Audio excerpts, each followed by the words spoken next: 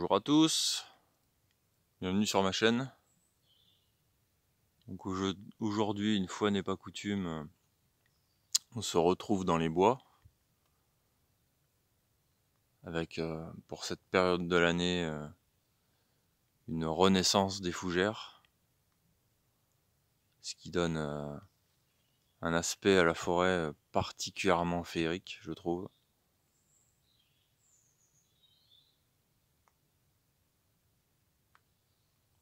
Donc la fougère est bien implantée en Dordogne.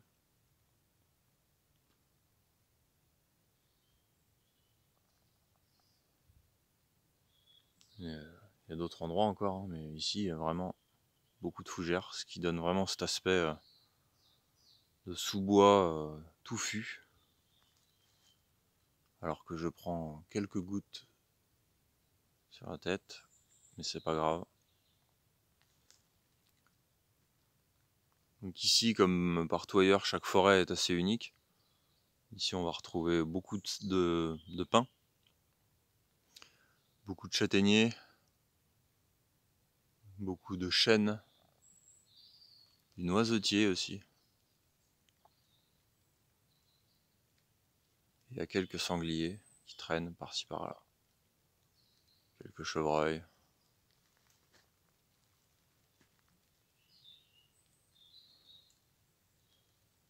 La pluie tombe, mais c'est pas grave. Donc aujourd'hui on se retrouve pour une vidéo de présentation pour cet objet. Donc il s'agit là du Boker Plus Cataclysme, exclusivité Coutellerie Tourangelle. Donc on va avoir la particularité d'une cote en G10 et un frame lock en acier inox. Donc le Boker Cataclysme existait déjà avant, mais cette version là c'est exclusivité Coutellerie Tourangelle. Donc c'est un couteau de petite taille. J'ai rien pour le comparer ici, mais vous voyez, j'ai pas des grosses mains, hein.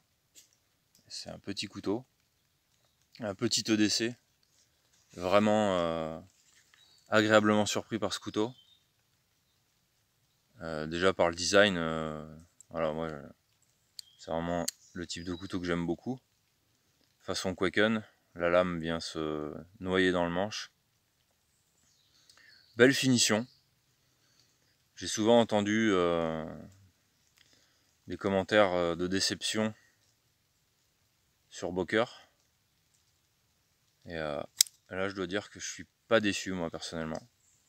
Plutôt agréablement surpris. Donc nous avons là un couteau avec une lame en 9 CR13 COMOV qui serait plus communément appelé le 440C. Donc la lame fait 7,5 cm.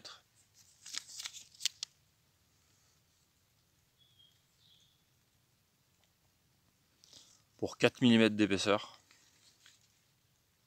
Donc c'est quelque chose d'assez costaud quand même.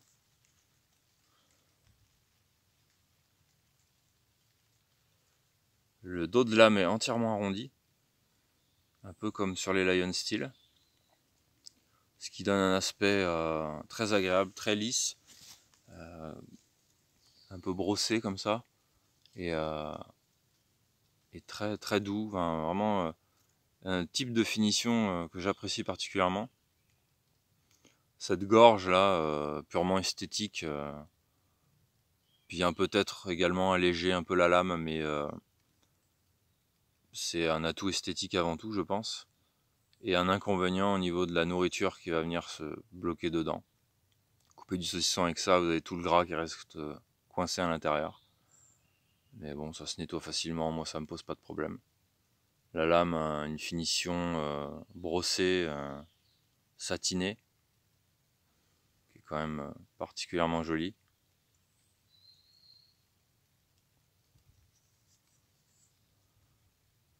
Cette forme de lame là, en clip point, vraiment, vraiment très sympa. J'aime beaucoup le profil de cette lame en fait.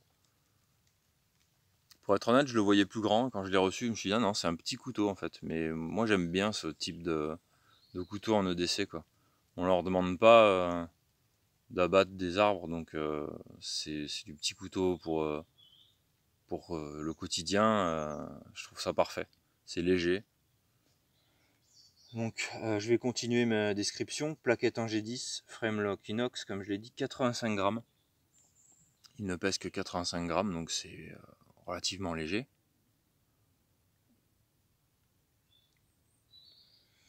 Et on a une longueur fermée de 10,4 cm. Avec un deep pocket clip. Donc ça c'est pas mal. Le couteau disparaît complètement dans la poche. Hein. Il n'y a que le clip chromé qui ressort. Donc comme je vous le disais, c'est une exclusivité Tourangelle à 250 exemplaires. Alors c'est pas une exclusivité premium, donc je sais pas si les gens se seront rués dessus. Moi je me suis pas rué dessus, mais j'ai vu qu'il était sorti et quelques temps après il était encore disponible, donc pour 45,95 €, ça vaut le coup. Donc moi je me suis dit, allez, il est encore dispo, j'y vais. Je me le prends. Ici donc on a une fausse pièce crénelée. Je suis désolé, hein, toujours problème de mise au point.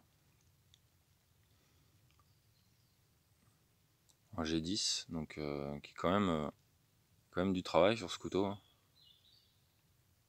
Petit passant pour une dragonne.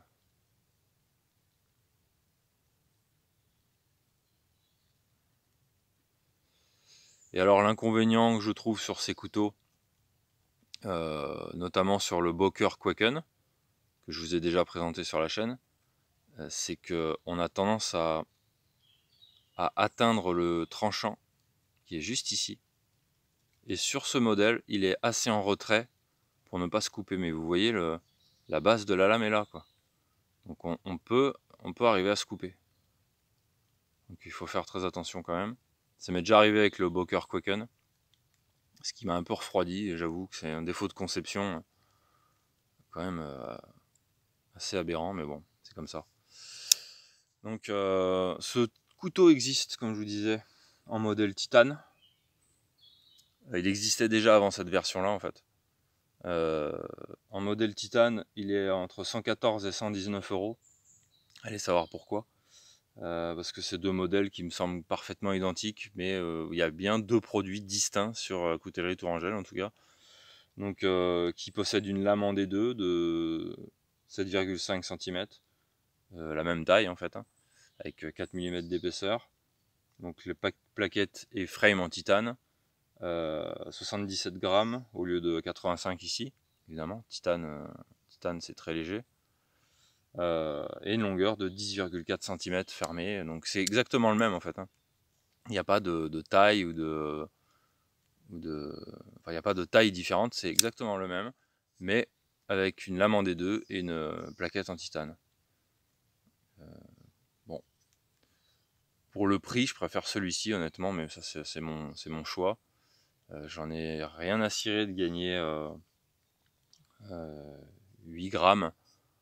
Hein, 8 grammes, alors que le couteau coûte plus du double, voire 3 fois le prix.